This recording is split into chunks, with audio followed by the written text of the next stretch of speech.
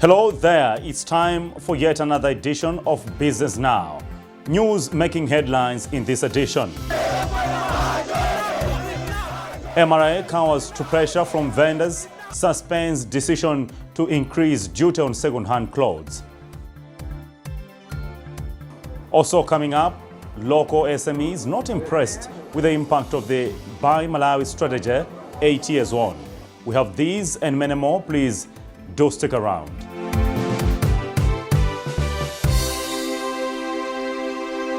The Malawi Revenue Authority MRA has cowered down to pressure from vendors who sell second-hand clothes against its policy decision to raise duty from $1.90 per kilogram to $2.50 per kilogram on these second-hand clothes.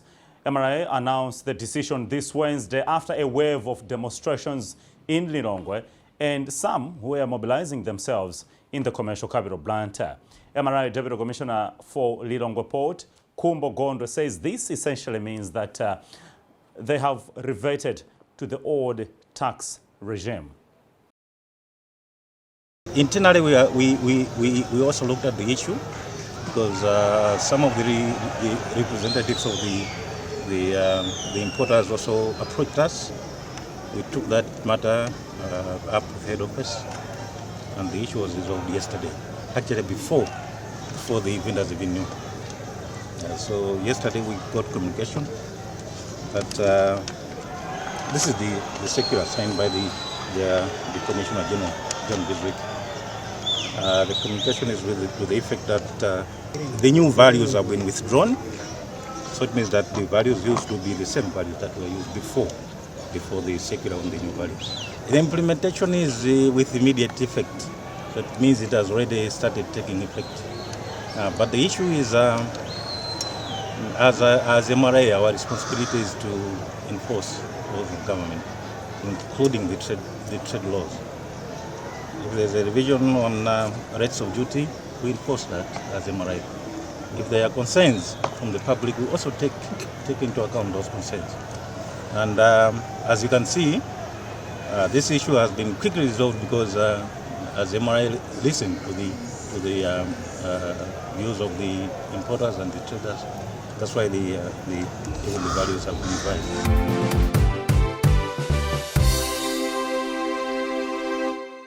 It has been 8 years since the Buy Malawi strategy was introduced in Malawi. But local small and medium enterprises say they are yet to start registering gains of the strategy, though they trust that this is a game changer given the foreseeable future.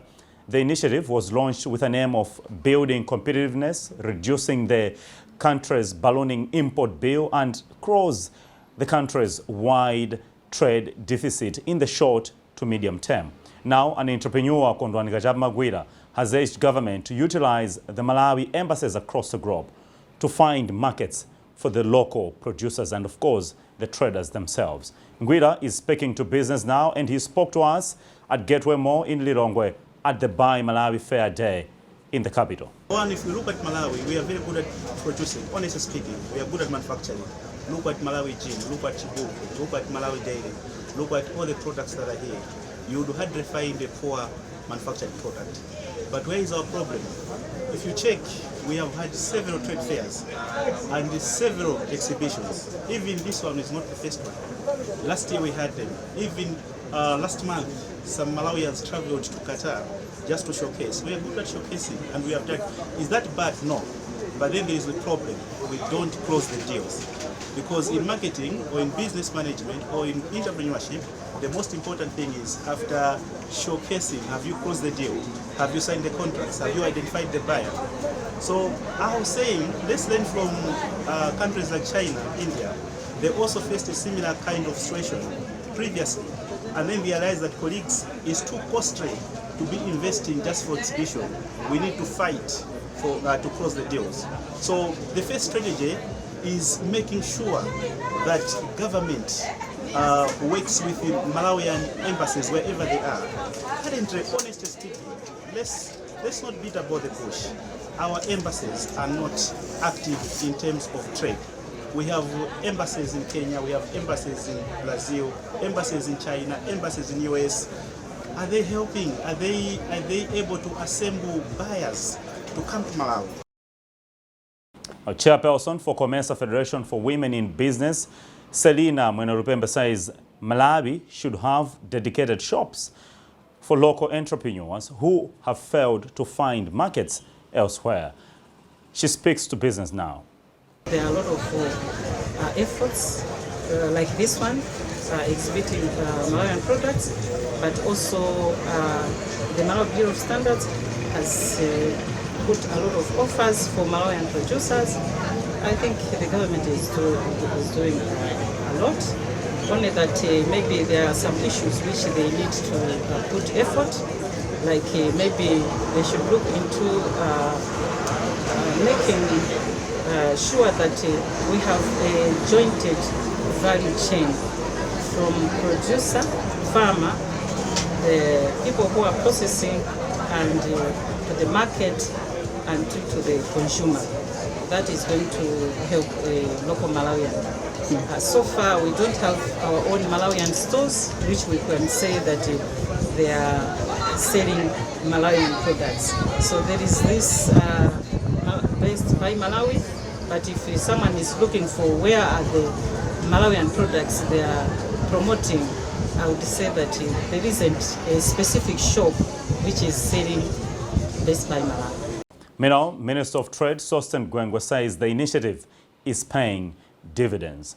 Basically, our philosophy is that you need to be strong and conquer your domestic market with your products and services, and then you can now have a chance of conquering the region or conquering the global market. So what we were trying to put to our SMEs, to our local producers, is that they need to be able to be attentive and listen to the needs of the local market. If the local market demands that they improve their products, they should take it seriously and be able to make improvements, because what Malawians will like domestically, you are assured that the same product or service will be liked in Zambia or Tanzania or South Africa, because Malawians have liked it. If you fail to convince the Malawian market, it's very unlikely that you can use the same product for export. So we're trying to encourage them. Most of them are doing a very, very good job, and their products are really getting traction in the region or even globally, and we're encouraging them to continue responding to those market needs so they can produce not only for Malawi but also for the region and beyond. The whole policy from government is now favoring those that are doing production rather than just the trading. So we would want people to invest for job creation, we would want people to make products locally here in Malawi, and policy-wise, our taxation regime and our incentives and our support as government policy-wise is going to be favoring those that are doing local investment, local production. And you've seen that our Control of Goods Act has also been expanded a little bit to include more products that need licensing before they are brought into Malawi. And we would not call it protectionism, but we actually would want to put the national interest first, so that some of these critical products, we should be able to be self-reliant and be able to produce them without expecting them to come from anywhere outside. Now, Beaton Insurance Company has launched an automated document management system called Image Now.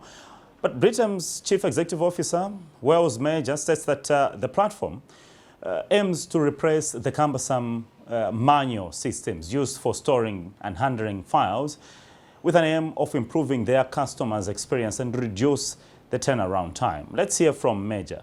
This is a system, as I mentioned earlier on, it's a document management system that we have automated. The system is called Image Now, and it's provided by a vendor called Orange now in South Africa, but of course we are using a Kenyan vendor. This system is a very good system, as I mentioned earlier on.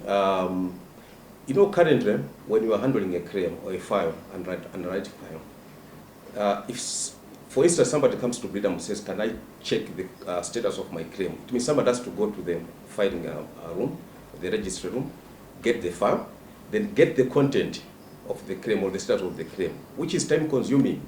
That's another 3, 4, 5 minutes, or even 1 hour, or even 2 days in other offices. So we are eliminating all those manual processes. So this system is quite important, it's quite good, because now at the click of the button, one has to can check the extent of the claim, and even at the click of the button, you can even move the file from one office to another. You don't have to wait for 2 days to receive a claim from Zuzu or even Lilongwe. Today, as we speak, if Lilongwe team just upload a file, punch in the system, click the button, within seconds, the files will be here. Then I should be able to go through the file. If I'm certified, then approve the claim. It means now we are offering that solution clients have been looking from us as insurers, especially Beaton. We also discussed with Major how business has been for the insurer and the impact of the Kwacha realignment on the value of property and premiums. The performance of the company has been quite good, to be honest. I think there are two aspects probably to it. Number one is, I think as a brand, we have managed to build a very good brand that we can easily sell up there and get the number of clients that we need. Secondly, the effects of the devaluation, these economic fundamentals, the change that happened last year, it can affect you positive and negatively. The positive effect that we have as insurance companies, especially Beaton, is that there's revaluation of assets. The sums insured has gone up. So immediately the sums insured goes up, then the premiums as well goes up. And that has impacted us positively in terms of our gross written premium. To the fact that from January to date, we have done well. We have always been above budget the first 2 months of our 2024. You see, the future, not far from now, we'll be dealing with a client who probably everything they want to do it digitally. We have a generation currently that if you want to reach up to them, you have to reach them digitally. And these days, the phone probably is one of the most medium where most of the people are using. Currently, when you are handling a claim or a file, and write file, if, for instance, somebody comes to Beaton and says, can I check the status of my claim? It means somebody has to go to the filing room, the registry room, get the file, then get the content of the claim or the status of the claim, which is time consuming. That's another 3, 4, 5 minutes, or even 1 hour, or even 2 days in other offices. So we are eliminating all those manual processes. So this system is quite important, it's quite good, because now at the click of the button, one has to can check the extent of the claim. And even at the click of the button, you can even move the file from one office to another. You don't have to wait for 2 days to receive a claim from Zuzu or even Lilongwe. Today, as we speak, if Lilongwe team just upload a file, punch in the system, click the button, within seconds, the files will be here. Then I should be able to go through the file. If I'm certified, then approve the claim.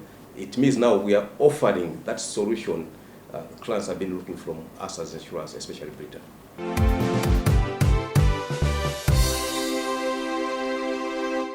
Standard Bank has posted an impressive 52.5 billion kwacha profit in the year ended 31st December 2023. Now, the bank's Chief Executive Officer, Philip Madinga, says this is a 34% increase from the preceding year. Now, in this interview with Business Now, Madinga is also outlining the bank's plans and performance, of course, in the short and long term. Standard Bank wants to be a partner for growth for Malawi because we see Malawi as our home and we want to make sure that we drive growth for Malawi. And I think you've seen from the results that we've just announced last week, Thursday, that we had a very great year in 2023, where we closed with a profit after tax of 52.5 billion. And if you were to look at this profitability, you'll probably find that we've made money across our 3 business units, whether it's corporate and investment banking, the business and commercial banking, but also at the same time in the personal and private banking business. Why am I sharing this? I'm highlighting this because to be a partner for growth for Malawi does not mean that we must just focus on one particular segment. We need to make sure that we focus on all the segments. Our corporate and investment banking is key to support the key sectors like mining, agriculture, infrastructure and energy as well, and many other areas. Whilst when you look at our business and commercial business, that's where we support our small businesses, our entrepreneurs. That's where we incubate future businesses.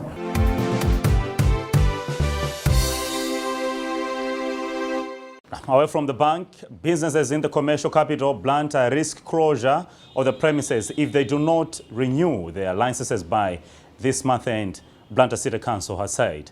The council's acting director of commerce, Benson Chira, says currently the compliance is at 85%. We are gathered here to inform the business community that their businesses licenses expire on 31st March 2024. So they are therefore being urged to renew their business licenses before the 1st April 2024. Failure to do that, it may lead the council to close their businesses. Business licenses help sanity to bring in sanity in the city in a way that we regulate businesses to operate in the right manner. For example, they need to operate in the right location. They also need to operate with the right hygiene regulations. They also need to operate with the right mechanism and the ways of treating their employees. So that's why businesses are required to be licensed. The compliance rate is at 85%, and those who do not follow, what we do is we also move around and close those businesses that are not following our standards. You may wish to know that currently we have with us what we call the municipal police. These are the police that are actually now working with Banda City Council in order so that we can also strengthen our enforcement mechanisms. However, that being said, it is not our wish to always be in conflict with the public as well as the business community. That's why before doing that, we first of all engage the business community so that we can come up to an amicable solution. So for small scale businesses, it ranges from 50,000 to 250,000. Then for larger businesses, from 250,000 to 750,000.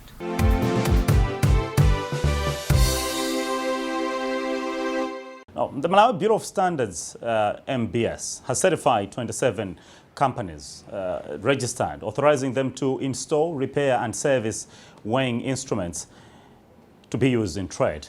Now, Malawi Bureau of Standards Chief Executive Officer Dr. Bernard Tole has also discouraged traders from using unauthorized installation, repair or services of the weighing and measuring equipment.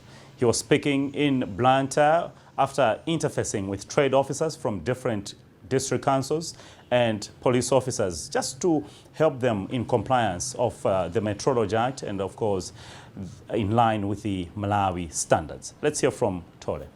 In our effort to create a quality conscious nation, we are utilizing our engagement with all stakeholders at district or regional level. And we recognized that there is a gap in information that many Malawians have on issues to do with the national quality infrastructure. And therefore, we realized that we have an opportunity. We have district trade officers in all districts, and the police are in all districts and in all sectors of our society. We work together once in a while, but we have not equipped them with the appropriate information. So we realized that we have an opportunity here if we give the district trade officers and the police correct information, concise information, as they do their everyday work. They will also be providing this information to the stakeholders. That way we'll be able to reach out more than we can do on our own. We note that sometimes we have non-trade scales that are being used for trade. We also note that some expired products are once in a while found on the market. We do impound and confiscate, but the market surveillances are scheduled. That is, we carry out maybe 1 or 2 market surveillances in a district, in a quarter, that is in 3 months. We want now the district trade officers and the police officers who reside in these districts to be able to do the same, to do some spot checks when we are not carrying out our ordinary market surveillances. Georgina Molande is a trade officer from Chihuahua District Council and says they will do their part to ensure that the farmers and, of course, traders are not duped in this process. She further says that the Malawi Bureau of Standards, trade officers and police coordination will bring fair trading. That there was no coordination between the Malawi Bureau of Standards and the stakeholders at district level. So it was difficult for the stakeholders at the district level to do the work without Malawi Bureau of Standards, because we would say that this mandate belongs to Malawi Bureau of Standards, and as stakeholders would just stay like that and not do anything about it. So that's the first imbalance that was there. And secondly, I would say that the people that are involved in whatever is happening at the district level, we have the people that are supposed to use the scales. We have people that are supposed to use the standards, the Malawi standards, but they're not aware of the standards that they're supposed to use. The scales, the scales that we are talking about, they're not aware which are the right scales to use or which are the wrong scales. So they just do things as they go. And that's one of the imbalances also. And as at now, we have many people that are processing many things. For example, peanut butter, for example, the soaps, and they are processing those things from homes. But I can assure you, those people do not know that they have to have their products certified. And it's a very big challenge, because now we are not aware whether people are eating things that are of good quality or they are harmful to the lives of the Malawian person. So that's one of the imbalance that is there in the country.